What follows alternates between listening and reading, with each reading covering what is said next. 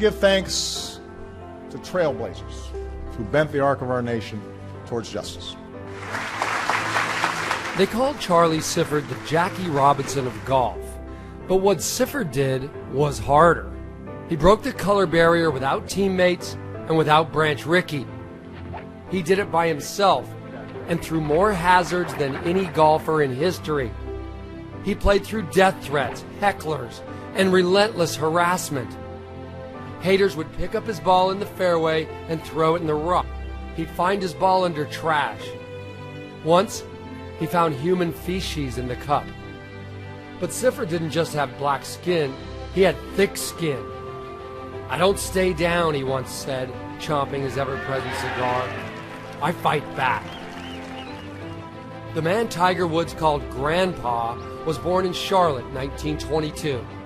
He was a caddy by age 10 and a pro by 17, but he had nowhere to go.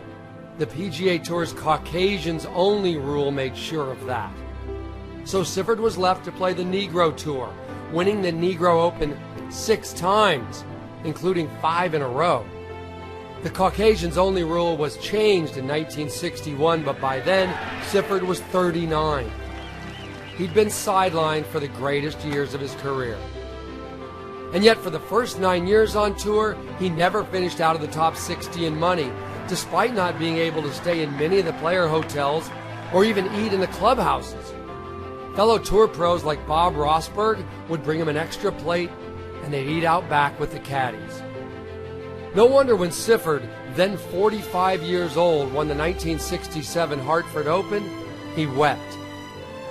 Most people thought it was a surefire invitation to the Masters, but that invitation never came. Not even after he won the LA Open 2 years later. Angry, Sifford refused to set foot on the grounds of Augusta National the rest of his life, even after he was inducted into the World Golf Hall of Fame in 2004. So light a cigar for Charlie Sifford, who changed the game of golf forever. Without Sifford, Earl Woods probably would have never taken up the game. Without Earl, Tiger Woods may have never learned it.